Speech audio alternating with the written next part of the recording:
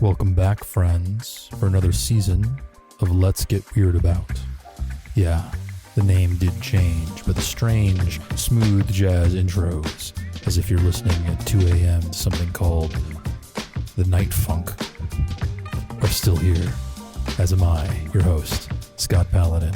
And this week we're joined by Newt to talk about an over-the-top film, and I say that with much, much affection. Pacific Rim by Guillermo del Toro. So, join us, won't you? The pleasure of being the first person I do this with after like a 9 or 10 month break or something like that. So, see, Scott, I'm a composer. I don't go and buy beats. I just sit down for 5 hours at my computer, and then I just get to use them in whatever I want. And that's the beauty of Ableton Live. Yeah, perfect, excellent. Yeah. But yeah, so because you're my first person back, I get to you get to be the test guinea pig as I relearn how to be an interview podcast guy. It's fine. I'm the eldest child. I'm used to it. So I apologize if I'm more and to the audience. As a note, if anybody, since this is the first one back, if you were a previous listener, this used to be called The Media That Made Us, and then in the 9 months between I recorded and released those episodes, and then now somebody else poached my. They some biters came in and squatted on my name, so there's another podcast called that now. So we are now going to be called Let's Get Weird About, which I actually think is a better name because I get slightly unhinged. And to get slightly unhinged with me this week, I have Newt. The first question I always ask is, if someone was to ask, who is Newt? What do you hope the answer is? Hip with the teens. Hip with the teens. Okay. Oh, geez, I'm sorry to say, that sounds like you're going to eventually be doomed to fail at some point, right? It's fine. I haven't been a teenager for 3 whole years. Oh, well, okay. Almost 3 whole years. Don't worry about it. Okay. So you're barely out of it from my perspective, about to cross 40, but what sort of kid were you? Weird and quote unquote wise beyond my years, which is the nice Southern way of saying, wow, you got one autistic kid, huh? Probably gay too. Best do something about that. Bless their heart. No, that is absolutely. Did you also get joy to teach? Well, it was a mixture because Okay. I would do that fun. Everybody who knows about the thing that I'm about to talk about is going to hear everything I'm about to say and go, yeah, I know why you picked that name. I was a mixture of a pleasure to have in class and also a really strict teacher's worst nightmare because I was a little go-getter. So I had things that I had to do after school. Okay. So during class, I would do the homework and also the classwork within the same period. Okay. Meaning that I would have no homework. And of course, the teachers were mad because they wanted me to do it as homework. I would get in trouble a lot in school for reading under my desk. I feel you on that one. Yeah. I feel like teachers today kind of weep tears of joy if they catch a kid reading under their desk. Yeah, I would imagine. I was not allowed to have iPad time as a child. So now I'm fine. And I was the kind of person that college professors really love when they're hungover, because if you let me talk in class, I would talk and get on a tangent and get really, really passionate because I love learning and because I'm very, very passionate about the things that I love. So when I was in, say, middle and high school, and the teachers were trying to get the kids who were just sitting in the back of the class not doing anything to get their class participation grade, which I think is stupid because then that means that I couldn't talk as much. I got points taken off on my class participation grade because I talked too much in class. It was incredible. We have a great educational system here in America. Don't worry about it.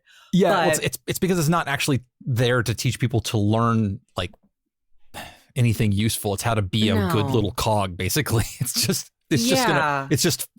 hammers that forge you into a little cog to go into the workforce. But my college professors loved me because they were of the mindset that you're paying to be here. You're paying quite a bit of money to be here. If you don't want to say anything, then that's your money down the drain. So I'd had like a history of TV class, and bless his heart, the professor really didn't know how to teach a class on Zoom. Sure. So we had a schedule in the group chat of everybody in the class where if somebody really just needed to get something done during class time, like even as stupid as like somebody was like, hey, I want to go to the gym during class time, they would make sure that I was the first person to answer a question that the professor asked. I'm not making this up. And then I would just talk so much, and I would be the only person who was passionate enough about the subject. Yeah. So then it basically just became a conversation between Newt and the professor, and everybody else could go like, I don't know, play Roblox or something. That's awesome. This was so much of my college career while we were still doing Zoom, because I was a COVID kid. Gotcha. So I got a great education. Sorry to everybody else. I don't know. There's definitely something to be said for listening to a good engaged conversation between two people who are passionate about something, or one person who's passionate and another person who's getting paid. And now we're podcasters. Yeah. But that's not the worst way to teach. I mean, there's a reason why the Socratic dialogues are dialogues. Talking about college, did you have those flashbacks to every time a high school or middle school teacher was like, you're not going to get away with this shit in college. You can't do this shit in college. And it's like, showing up late, not having a dress code, stuff like that, goofing off, whatever. When it's like you get to college and the professors do not give a shit. You can get away with anything because, again, you're paying to be there. They don't give a shit. They don't care. Scott, let me tell you how much you can get away with. No. Because I was cheeky earlier, I didn't get the full spiel. I'm a sound designer, I'm an engineer, I'm a composer, I do a lot of stuff with sound, I do writing and whatnot. And I went to school for audio production and engineering. And cool. I sort of had to DIY my own major because my school did not really have one that was focused on theater, film and TV post, composing, and then also the kind of sound design that you have to do to work in the various facets of podcasting. So I basically built my own major. And part of that was taking classes in the theater department, which I very quickly got sort of adopted into because we did not have a lot of sound people in that department. And one of the classes that it was suggested that I take before I go and work on actual like shows that the theater department was putting up was one for sound design. But this was a very beginner sound design class. And I've been doing this practically for a living since I was 15. So everything that we went over, aside from like the higher echelons of QLab, I sort of already knew. And we got one assignment where our job was basically make like a mini audio drama. Sure. And I was doing 2 shows that semester at that point because they kind of fast tracked me because, like, again, they had nobody in the sound department. So at one point, I just go up to my teacher and I'm like, look, you know that I do this for a living. I know I do this for a living. There is an entire there are 2 podcast feeds, not even counting the stuff that I've been outsourced to do on, that prove that I know how to do this assignment. Yeah. Can I just send you something that I did and you count it? Like, can we do like a little bit of self-plagiarism as a treat? And he was like, yeah, sure. You can get away with anything in college. Oh, for sure. They don't care, especially if you're in the arts. Yeah. Pulling a little bit. This may be apocryphal. I remember hearing this from somebody who I wouldn't necessarily believe now. But the story I heard was that Spielberg quit. He dumped his film courses. He decided not to finish his major when he was a kid, when he was going through college. And then he went back as an adult after having completed everything and just like, I'm going to finish this off. I have like 4 credit hours or something like that from the end. And he had to submit a student film, but he's like, I'm fucking Spielberg, guys. So technically his student film was Schindler's List. That's what he submitted. Well, what could one possibly say to that? But wow. I'm like, that is, I honestly think it's apocryphal because I'm not sure he would have gone back and like, if you're fucking Spielberg, you're not going to go back and like, who cares if you get your degree or whatever, you're probably already getting honorary degrees. Who gives a shit? But I do love that story. I mean, I can understand it. It's like commitment to the bit. Yeah. Oh, that's a real, yeah. And it also, it gives all of the people who graduate that year a hell of a story when you're like doing the student film showcase. It's like, well, I guess my little 15-minute short film is up next against Schindler's List. Oh shit. But talking about film, that is ostensibly what we're here to talk about tonight. you have brought in a film franchise, which I've only seen a little bit of. I think there might be some more media that I have not. What seen. Film franchise? There was only one film, Scott. Oh, okay. So now I see the direction we're going. Okay, I got it. Okay, so we're here to talk about Pacific Rim. I don't know, greatest film of all time. Yeah, I was going to characterize it as a singular masterpiece from Guillermo del Toro. Yeah. So, in the broadest possible strokes, can you explain Pacific Rim to anybody who might not know what it is?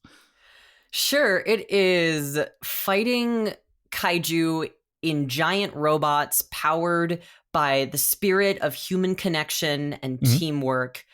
It is a film with names like Stacker Pentecost that also contains some of the most poignant and beautiful moments in cinema.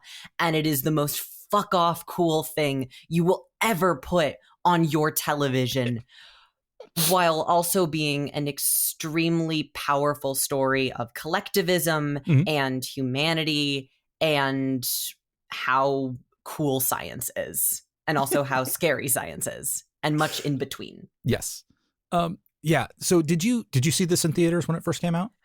Well, it came out in 2013. Yes. And I would not have been allowed in the theater. Oh, okay. When I was the age that I was in 2013. Gotcha. So no, I watched it.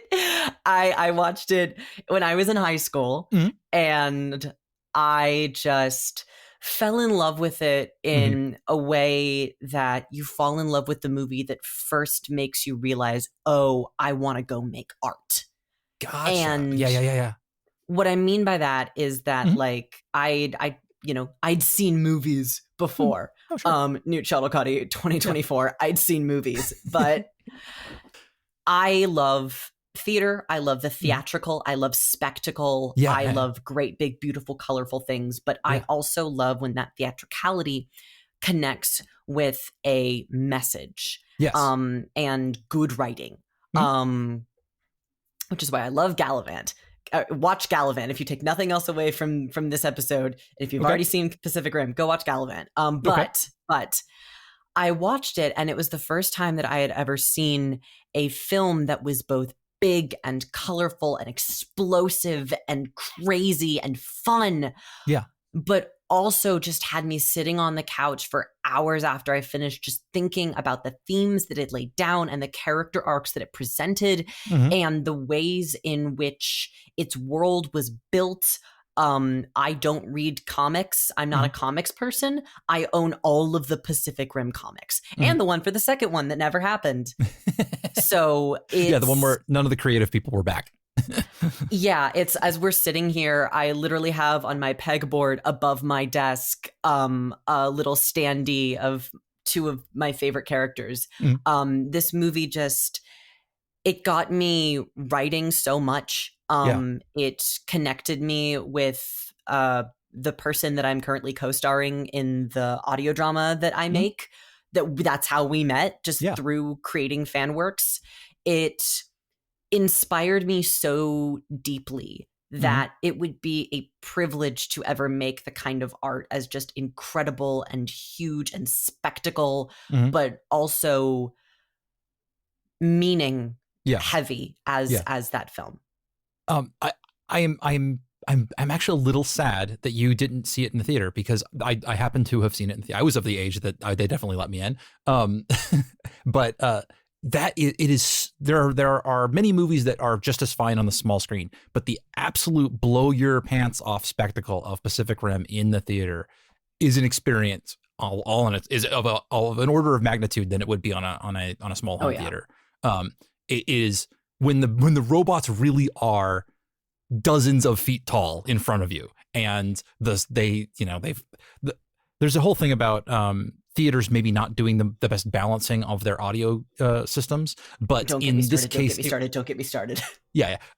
But in this particular case, the extra boominess that tends to be the errors in which they do it really is not a problem with Pacific Rim. It leans into all that shit, and every explosion sounds like it was millions of megatons, and every footstep is like an entire mountain hitting the ground. It was amazing. I will tell you that. I remember walking out of that theater experience being absolutely blown away with the.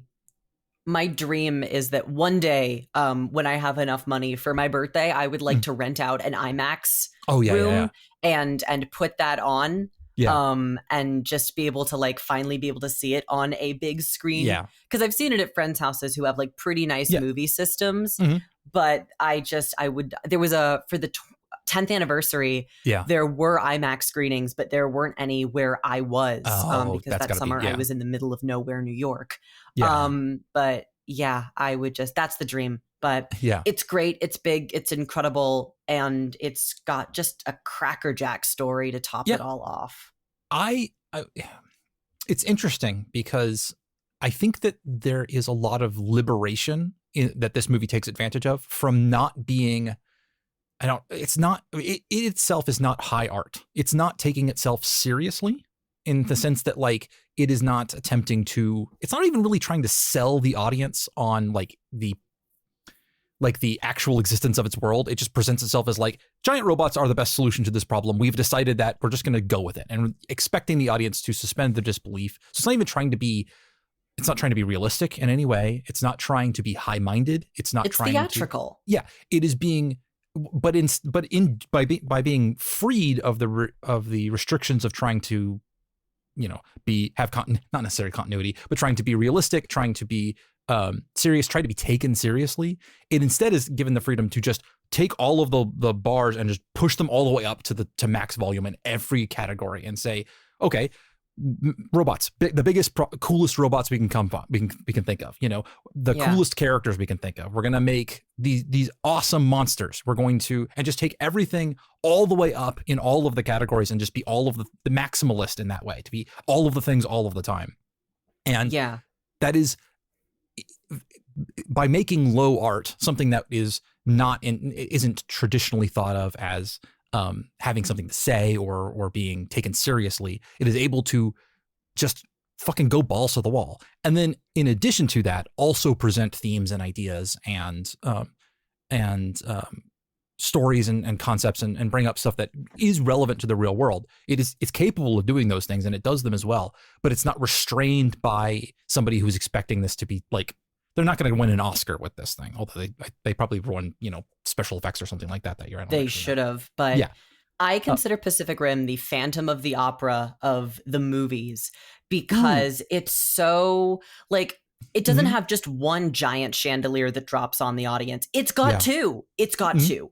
But the theatrical, as I have grown as an artist, as I have enjoyed picking apart my favorite things more and more, the theatricality of this film is something that I've found myself having a lot more fun looking at with a critical eye. Because when you go to the theater, hi, I'm Newt. I work in the theater, and everything has to be about either theatricality or presence of stage plays. Yeah, no, please. So when you go to the theater, you are automatically suspending your disbelief. You know that you are going to sit down on those seats and you are going to see 27-year-olds play 13-year-olds. You're going to see people in kind of bad age makeup. You're going to see a giant chandelier drop onto you. And there is that separation. There is that bit of distance between you and the stage where that makes you able to suspend your disbelief a little bit more. This is in part why the Dear Evan Hansen movie does not work, to use an example. And like 90% of what I'm about to say, I'm going to be almost directly quoting from Jenny Nicholson's video about it. But basically, you are in that theater. You have close-ups. You have the language of film. You have all of these ways in which you can see the fine details. And because of that, you are no longer able to suspend your disbelief in a way that made much of what made this show be able to be a musical that was successful work. It doesn't work on film. Especially when you have somebody as old as Ben Platt was playing a teenage boy. It does not work in a myriad of ways. And it is interesting because I think that some of the best musicals take it a step further in terms of the separation of audience and spectacle to bring you into the theatricality of what you are about to see.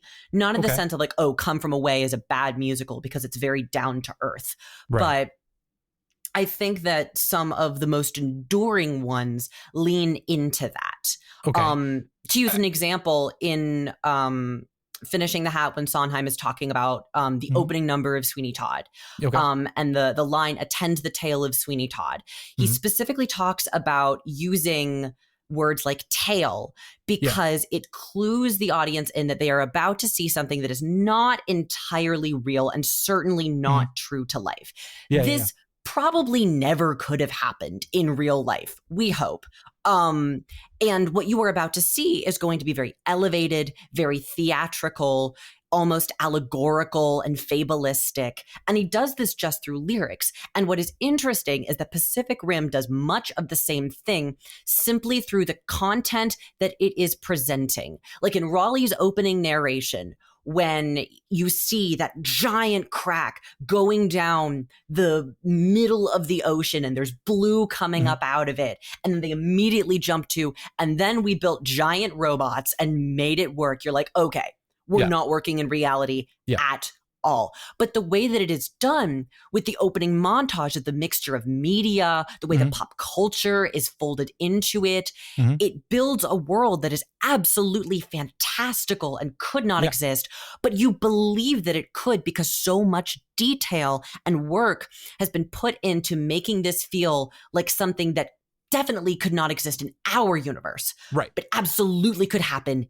in that universe. Yeah, the importance is not that it's realistic, but that it's consistent, right? That you take all of your elements and they all work together towards the goal of the story that you're trying to tell. And that, you know, when you're going to talk about us, you know, it's been a minute since I've seen since I've seen Pacific Rim, but for some, you have to have, you know, talking about bringing in pop culture, you have to think about how this might affect other parts of your world, and do they still work that way? The sneakers. Like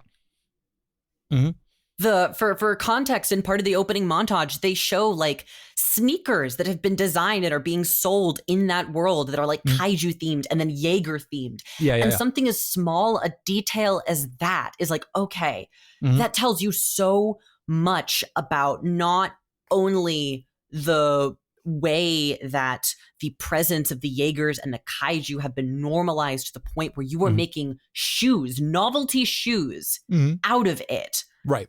But also the kind of ridiculousness that you're about to see, because it's like, oh, you just showed me kaiju shoes. Okay, let's ball. Yeah. And they're very much relishing in the fact that this is a ridiculous idea. This whole concept is obviously the idea is rule of cool, right? Like we thought, what's the coolest thing we can think of? Robots fighting monsters. Okay. And then they work backwards from that to come up with a reason for this all to exist.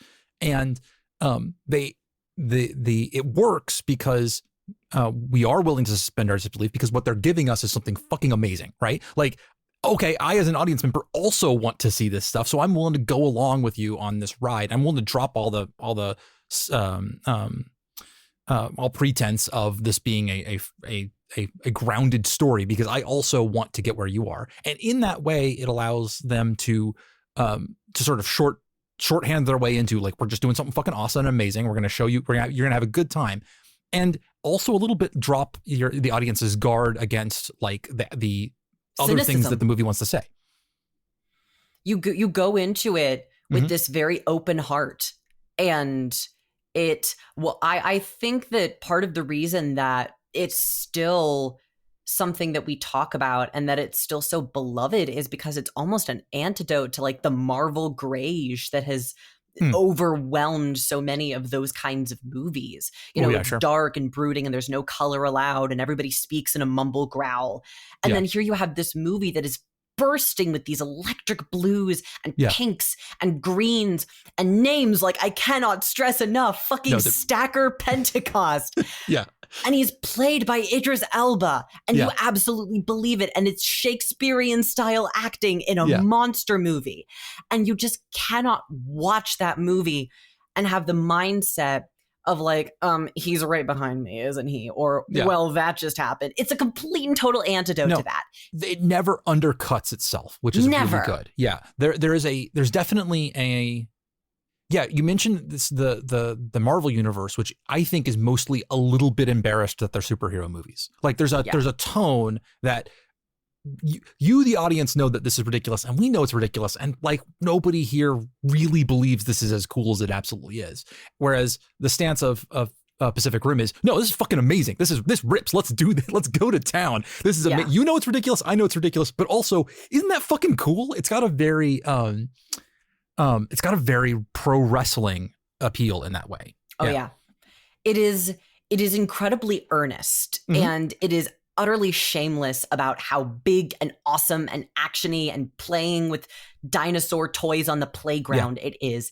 And I think that in a part of all of us, we all want to go into every kind of action movie with that. We all want to sit down and not so much turn our brains off, because you don't turn your brain off when you watch this movie, but be pulled into a world of play. In theater, we talk a lot, especially in theater for young audiences, we talk a lot about creating a space for play and lowering our inhibitions and our cynicism and stepping into a world where there is play and it is encouraged. And I think that Pacific Rim captures that energy so well, because it's not shameless in like fan servicey or schlocky, or like schlocky and not in like the B movie way, which it's like paying homage to, but schlocky in the like, you know, oh wow, look at this shot from Transformers where we ogle Megan Fox. But it is entirely unashamed of how fun and cool and ridiculous it is. And you just can't help but get swept up. It's absolutely, you're absolutely right on that. The idea that it's playful, it has a space for play. It is a thing that is not over concerned with being taken seriously, and for that way is also going to be taken. But is willing to put its whole heart into the production. Which is fantastic. I'm looking at it, and I was also thinking about Guillermo del Toro's, because Guillermo del Toro. I'm so sorry. I'm going to be butchering his name half the time here, because it's just kind of I'm a mumbly guy. I'm thinking about his body of work, and this stands out to a certain extent as possibly his most playful movie. In that sense, and that most, least, the one that takes itself the least seriously. Maybe the Hellboy films could be sort of slotted into that same category, but I don't think it has that same tone. Those are themselves a little bit cynical in a way that Pacific Rim really isn't. And I mean, I know that we joked that we're not going to acknowledge the second, but I have complicated feelings about it. I think that there's some things that it did pretty okay. I think there are some things that I win arguments in my head about at night. But I think that part of where it went wrong was it just allowed that cynicism to come in. It held itself like a Marvel movie. And weirdly, it was also just like lit like a Marvel movie. One of the things that I think is, sorry to derail, but the visual aspect of Pacific Rim, just how striking the lighting is in that movie, the willingness to play in darks and lights and be very dramatic in just the visual images is presenting in a world where everything gets Marvelized and you get these sort of flat, washed out images because you want to see all the detail in every shot. Your CGI guys want to make sure you can see every single thing they modeled all of the time. So everything gets lit very flatly. And just as a reflection of, sort of how this was not the second one was not a work of the same sort of, it was bowing to the times rather than doing its own thing. And that's interesting to me, because so much of the second feels like they took this franchise, and rather than seeing everything that made people fall in love with it so much and wanting to expand on that, they said, well, how can we make it more mainstream? How can we make it more like a Marvel movie or a DC movie or a Transformers movie? And, credit where credit is due. Stephen DeKnight, he made it a Marvel movie. He made it a DC movie. He did his job. And I just think that is just not the right take for a franchise like Pacific Rim, where its tongue is rooted in its cheek, but not in the he's right behind me, but in, for example, like the moment where the Jaeger's fist is punching its way through an office building and it stops just at the little clacking ball desk toy and it makes it go back and forth, and it's like, okay, that's kind of cheesy, but all right. I'm not even sure tongue in cheek is the right tone, because tongue in cheek has a very in my mind, when I hear that phrase, I always think of it as being a little bit, it's kind of cynical. It's a little bit like, we know we're not doing anything that's really cool. Like we know this is, I mean, and Pacific Rim absolutely has the sense of like, we're not trying to do anything elevated, but it does take itself, it always puts the most effort it can into everything.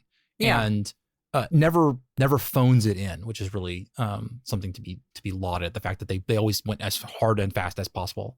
Oh yeah.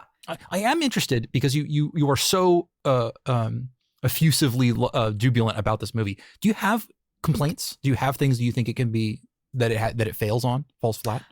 I do, and let me tell you a story. Oh, please. So, I mentioned in our email when we were chatting about this beforehand that I had a magical little story of fandom coming together to be like, hey, we need to fix a character real quick. So, one of the places where I think that the movie itself kind of doesn't do the best that it can is in the number of female characters. Oh, yeah. I am of the camp that the scientists should have been women. They should have been women. It would have been great. I love Bryn Gorman and Charlie Day. I think that they gave absolute incredible performances. I named myself after one of them. I still think that they should have been women. That's an easy, write them exactly the same. That's an easy switch. It would have made the movie 10 times better.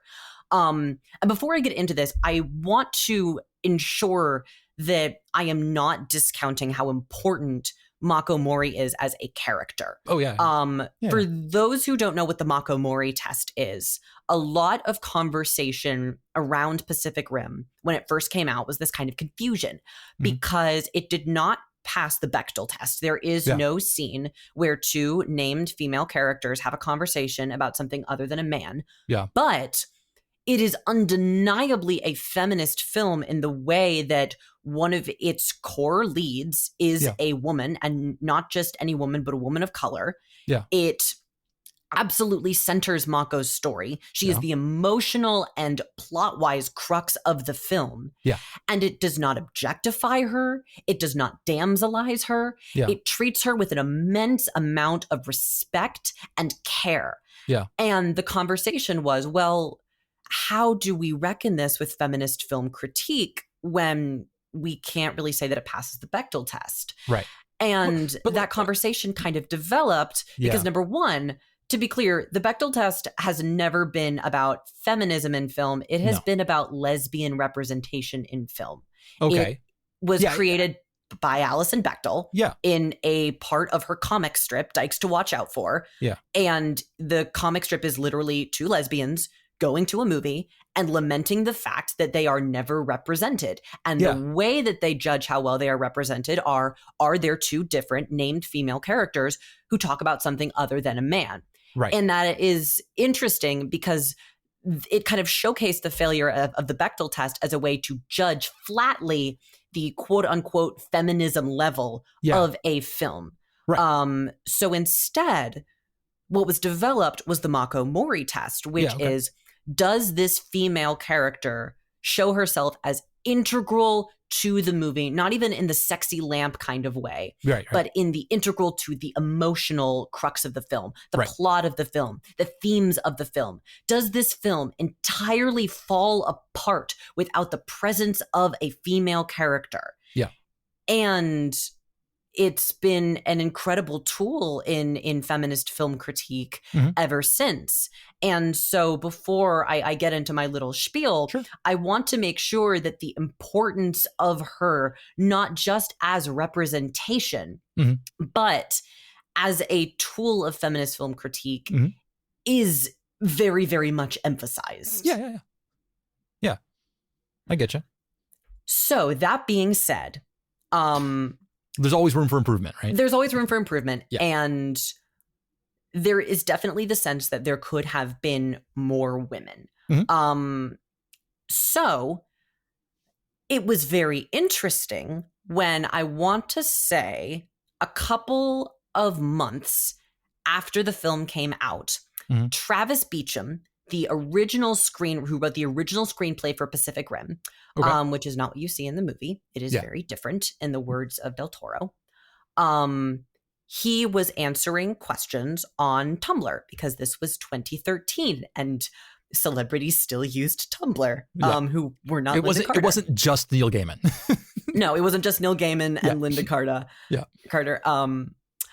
No, so he was answering questions on Tumblr, and somebody pointed out that in the novelization of Pacific Rim, which was also not written by Del Toro, there are stat sheets for each of the characters. And for Herman Gottlieb, who is one of the scientists, he's the one with the cardigans, not with the skinny tie. Yeah. There was something in his stat sheet that said that he was married to a woman and expecting a kid. And somebody went on Tumblr and asked him, hey, who is this unnamed wife of his or whatever? We never see her in the movie or anything. And let me make sure that I am doing my due diligence as an intrepid reporter and pull up exactly what was going down. Ahem. So, somebody asked, could you describe Vanessa Gottlieb? Because her name was Vanessa. Okay. And Beecham described her as follows. Mixed race, nice glasses, long, tightly curled black hair that tends to flare a little wispily, very tall. A sum of features that may have, at one point in her life, been a bit awkward for her, but her effortless confidence has since made something quite striking of it all. She's a presence. Beecham then went on to share that Vanessa was a model. Okay. And that she is married to Herman. Okay. And that caused a bit of, shall we say, discourse. Okay. Because on one camp, you have people who watched the film and went, hey, those scientists are definitely gay for each other, right? Like, we're all reading this, right? The guys, they're doing like an Odd Couple situation. There's literally like a line down this is the Odd Couple, but in the apocalypse, right? Like, okay, thank you. And then there were the people that were like, okay, guys, pack it up. That one's got a wife. No homo. Everything that I am about to say is entirely alleged and does not reflect any cold, hard facts of the situation, much less any cold, hard facts referring to the opinions or personal views of Travis Beecham. Blah, blah, blah, legal stuff covering my ass, all of that. I am just about to share my experience in the fandom and the way that events were perceived by somebody in the fandom at that time. Yeah. So that being said, absolutely masterful use of representational-based discourse to cover your butt. Because here's the thing. It can very, very easily be perceived that Herman was only given a wife because certain people did not like the idea of shipping Newt and Herman together. Oh, yeah. That's old school. Because they were two men in an action film. Oh, yeah. So if hypothetically somebody wanted to no homo that, but not be accused of homophobia, it would actually be quite genius to say, oh, this character has a wife, but she's a woman of color. Yeah. So I'm super progressive and woke, guys. Yeah.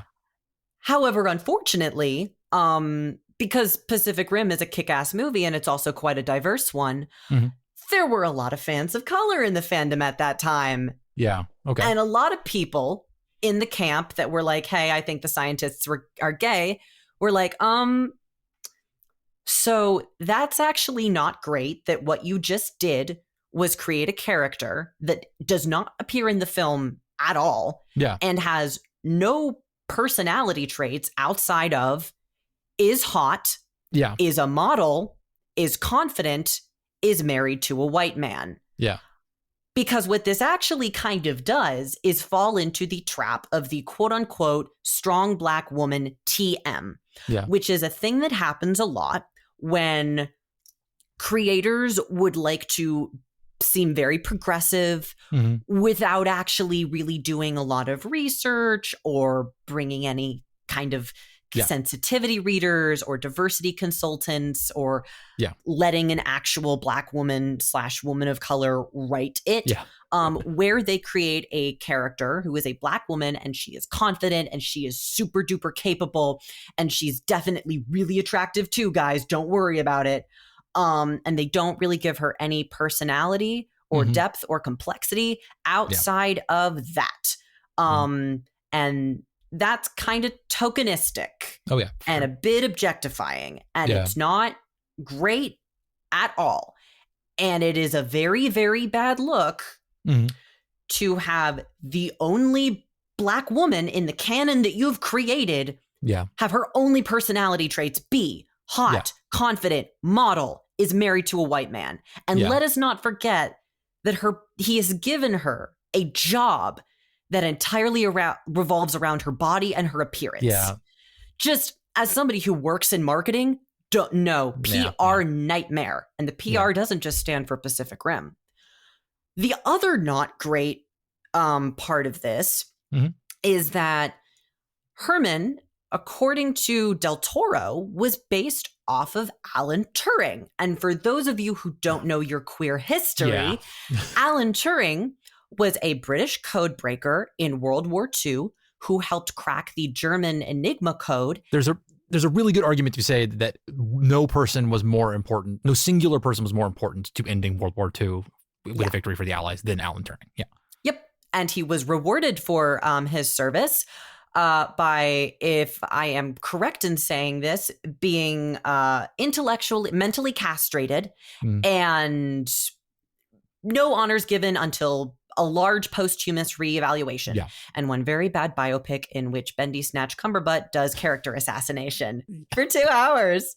I hate that movie so much. But that's getting off topic. So essentially, there's no such thing as off topic. I'm sorry. Yes, very true. But essentially, and when you know this, you look at Herman's character design, the fact that he is British, the fact that he works in engineering, his entire dress, the way that Gorman plays him, especially the fact that he is played very autistically. I didn't know that, but the moment you said it, I'm like, of course. I mean, of course it's based off Turing, of course. Yeah. He is he is both very clearly and also, according to Del Toro, based off of Alan Turing. Yeah. So also kind of a bad look to say that the character that was based off of a gay man who was mentally castrated for being gay, has a wife. I do think, however, it is absolutely hilarious that when he allegedly sat down to decide which of the two characters he was going to give like a girlfriend or a wife to, he looked at the two arguably most bitchless characters in the entire movie. The two characters that you kind of don't even really ship because they're like lovey-dovey adorable. You ship them because they need to be quarantined with each other, quite frankly. It's like, no. Don't ever inflict on anybody else whatever is wrong with the two of you. Yeah.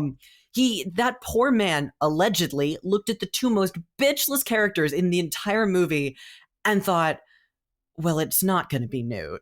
Right. It just can't be him. It just really can't. We can't. That's just a little too. I know we're suspending our disbelief a lot here, but no, he doesn't have a girlfriend. He certainly doesn't have a wife. Yeah. No. So,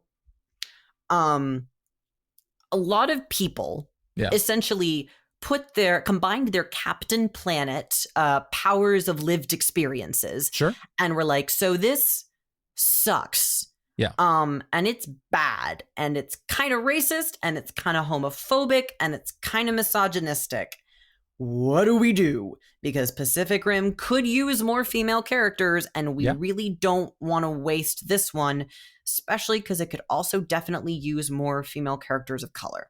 Mm-hmm. So, to quote Falsettos, look, it's the lesbians from next door. There were a group of lesbians in the fandom that decided, hey, what if she's not married to that Gottlieb, but the other Gottlieb, Herman's sister Carla, because Herman canonically has 3 siblings, and I'm about to butcher all of their names. Sorry to my dad's side of the family, Bastian, Dietrich, and Carla. Okay. And people were like, hey, what if she's actually married to Carla? Mhm. And because Herman and Carla are siblings, he just provided the genetic material. Oh, or sure. Yeah. what if it's a lavender marriage because Vanessa's a high profile figure and maybe doesn't want to come out yet? Or maybe Herman's parents, who are canonically the worst, would not be cool with either of their two children being gay. Sure. And this beautiful tapestry of reimagining Vanessa as a lesbian who is a part of the Gottlieb family in this way kind of emerged, with all sorts of different people bringing in their experiences with the identity. And I want to make sure that I am especially crediting two of my friends at the time, Charles and Abby, who brought their lived experiences as specifically lesbians of color to building out Vanessa as a character. There was like a whole PowerPoint and everything that like we would send around to people new in the fandom, because it got to the point where people started to believe that this was actually canonically who Vanessa was. There was so much fan content made about this specific interpretation of the character that it was like, what do you mean she's not in the movie? Yeah. Wait, what do you mean this isn't technically her canonical like whole deal? Oh, I love it. And I love when fanon takes over. Yeah, and it was really great because it was an opportunity for marginalized fans of this movie to come together to correct something that they saw as pretty shitty. Yeah. And build something that in fact enhanced the story of the movie as a whole. Yeah. And it was really wonderful to be a part of that. Because number one, all of the best fandom experiences are you just goncharoving people. Oh yeah, for sure. But also, you know, as a lesbian myself, it was so wonderful to be able to create that representation and then see so many other people in a space that I loved respond so positively to it. Yeah. So that is the story of the Vanessa course, the one true Vanessa to rule them all. Tell a friend. I'm interested because you obviously have a lot of experience with the Pacific Rim fandom. That movie strikes me, looking at it back from 10 years, 11 years onwards, as at the time I probably didn't catch it, but it's a kind of a gay movie. Like it's like in affectionate brackets affectionate. That there is.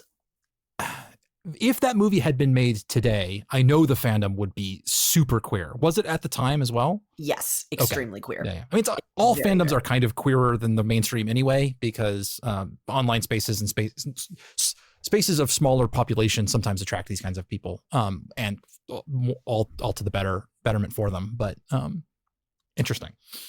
Yeah, it was, and it's interesting to me, not because like, you know, a really big chunk of people shipped the gay scientists, which like, fuck yeah. But it was also very wonderful to see how many queer people were so invested in Mako and Raleigh's story. Yes. Because, you know, they are not the stereotypical action hero male-female duo. Yes. The first time that Raleigh ever sees Mako, he is instantly smitten. He's got puppy eyes. And I know Del Toro, like, imagined them as platonic, but somebody clearly did not tell Charlie Hunnam, because he is playing him like stupid in love from Mean Girls the musical is playing in his head. Like he's already picking out the linens for their wedding or something. And especially for the time in 2013, it was just so shocking and so wonderful to see a male character who was so very clearly adoring his co-star, and who just would go to the ends of the earth for her and respected her. And it is very, very deliberate that throughout the course of the movie, as they are drifting together and as they are picking up on each other's styles, the biggest demonstration of how drifting has changed their fight styles is Raleigh now adapting to Mako's fight style in the point where he's beating up Chuck. Fuck Chuck Hansen, by the way. I know he's a complex character, but like, he called Mako a bitch, and that's bad on so many levels, several of which I am not the person to get into. But it is so important that at the end, the person who makes the big savior moment, who is the main character in that section, is Mako. Yeah. And the fact that Raleigh says, all I have to do is fall, anyone can fall.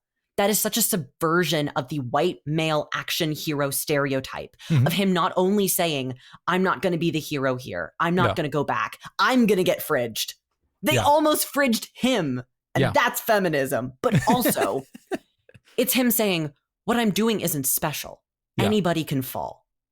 He is not the special one. He's not even the protagonist. It's like in Lord of the Rings, when you realize that the one who's going to save the day, the real protagonist, isn't Frodo, it's Sam. Yeah. It is that level. And people were so enamored with this dynamic. And it is a very, very queer one. Mako and Raleigh are a butch femme couple to me. If you know, you know. But I see it. I can get that. Yeah. Yeah. It's very much love as acts of service. It is devotion. It is intense respect. Yeah. I love the moment in the film where she's like looking through the peephole and he's got his shirt off with like the washboard abs, and she's the one that's like ogling him, and he's the one that's being sexualized by the camera. It's so good. Yeah. It's so good. It occurs to me, I was thinking about why it felt so queer looking back on it. And I guess the way I would say is it's because it bucks the sort of standard heteronormative framework that is so common elsewhere. So that even they though don't even kiss. So that even though it doesn't actually have any canonically queer content in it, because it is so averse to being the standard heteronormative framework we were used to, it nonetheless, it sort of gets by association, well, it can't be the normal thing. Okay, well then it has to be the other one in my own POV. So that's very interesting. Yeah. So you've lived with this story in your head this whole time. This is because you said you saw it in your high school, so that would have been, I'm just guessing here, like 5 or 6 years ago at least, something like that. It's all sure. Time is real. Time is an illusion. It's all good. But you've had enough time to sort of live with this story. How do you think it's affected your own creative work since then? It's definitely made me bolder. Okay. I think that so much of what I create goes by rule of cool, but also rule of emotion. Right. Maybe not what is the most logical thing to happen in this instance, but what draws the biggest emotion from the audience, what strikes a chord, what is going to make people feel something really big and intense. I want people to come away from my work either hating it or loving it very intensely, but never just being kind of meh on it. Yeah. I never want my work to not make anybody feel anything. Right. And Pacific Rim, if it taught me one thing, it's go for the big strokes, go for the big emotions, make people feel something. Right. Yeah. And along that note, whether or not you can't play to the haters in that way, like you're never going to be, there's a bunch of people who you're never going to win over. So like if your very premise of your work is something that, 99% of people are going to hate, you're just never going to win them over. Don't even try. Play to the crowd that is going to love it in that way. And that's what I think Pacific Rim really does. It's like, if you're not bought in on giant robots fighting kaiju, then you're not going to like this movie. So we're just going to fucking lean into that. There's no way we're going to convince the people who aren't already sold on that idea from its very inception. We're not going to sell them. So we're just going to ignore those fuckers and do what we want to do the most we possibly can, which is a real something to be lauded. It strikes me as a real aversion to a trend I've seen elsewhere, which is like I don't know. I'm not almost sure what's the succinctest way to put it. The everything wrong withification of cinema, where everybody who then later has a stupid hot take about, oh, well, why didn't they just such and such? Because that would be the logical point for the problem, and then everybody on the internet having the, oh, what about the logical version of the solution to this problem? What if they had just done this? And then also specifically everything wrong with every time you do some stupid thing that doesn't make sense to this particular guy, dang, you're getting a point off. And that puts that voice in the head of the creators. And you see these things starting to be addressed in movies when they didn't fucking need to. Everything was fine. these people are just stupid. The Lindsay Ellis video on the Beauty of the Beast remake, where it's just like, Yes. okay, please just stop. Also, that reminds me. Okay, so everybody says that Lady Danger, because that is the term that people are now using for the robot, because we don't want to use the G word. That's another thing Lady Danger, I would change. Yeah. Don't name your robot after an ethnic slur. Don't do that. Mm-hmm. One of like the biggest things that people like logic critiqued in the movie is like, why didn't Lady Danger use the sword to kill Otachi when they were down on the ground? Why did Mako and Raleigh wait all the way until they got up into the atmosphere? And it's like, because we established at the beginning of the film that kaiju blue is incredibly corrosive and toxic and bad for the environment. And it is so much better of an idea to wait to use the big slicey thing that's going to cut off limbs and spray blood absolutely everywhere when you were in the vacuum of space. Of course you wait until I sound like Newt now. Of course you're going to wait until you're in the vacuum of space to use the great big slashy thing. Or like more specifically, because that's the most dramatic point to use it. Like it's also you can't logic your way out of this one. We didn't logic our way into it. Establishes in the beginning of the film why they're going to wait until they're in the vacuum of space where the kaiju blue can't get into the waters because they're in a port city. They were just fighting in the water. Why would they put blue all in the water? That's like 10 oil spills. I care so much about people not understanding this moment. I think I am reminded of a story that I've heard. It did the round on the internet a while back. Where it's a story that Mark Hamill tells about the filming of the original Star Wars movie. And he was filming one day and he was looking at a script and he goes, wait a second, this happens after the trash compactor scene. And shouldn't my hair still all be kind of fucked up and wet? Because we were just in the water.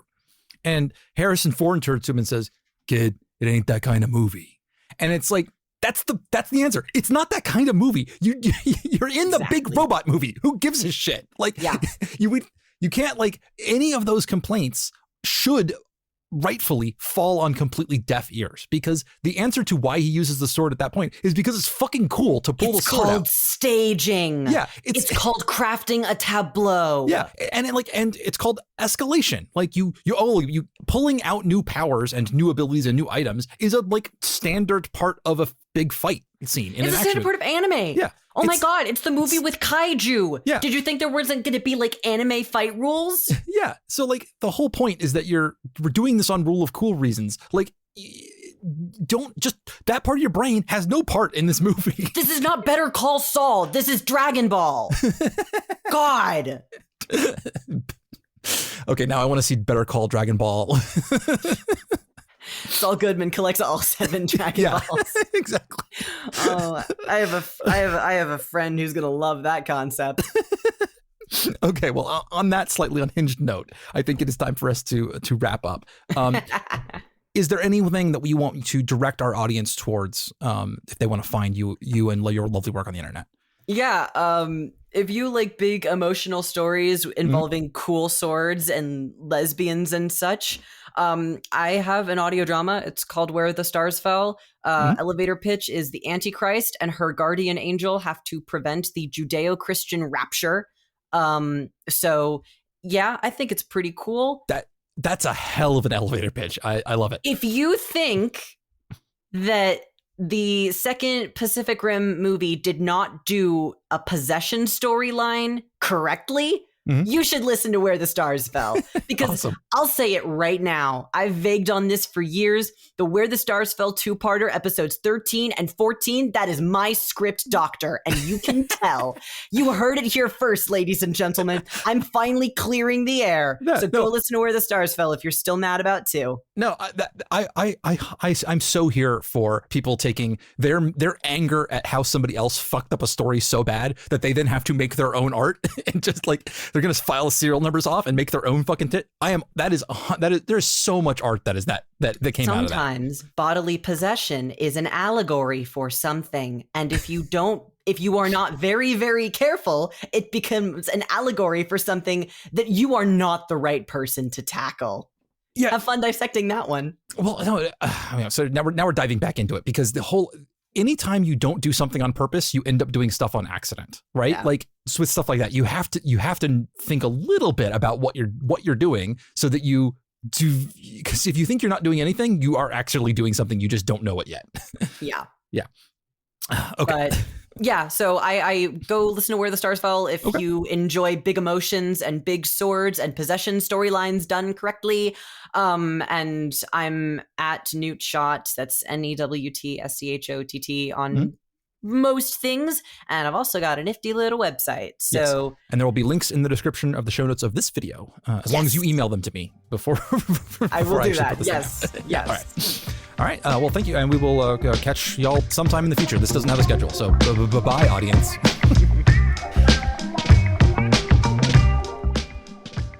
Smooth Funk Scott is back here to tell you thank you for hanging out with us this time. Thank you very much to Newt and Schottelkotte for showing up and going absolutely ham with me about Pacific Rim.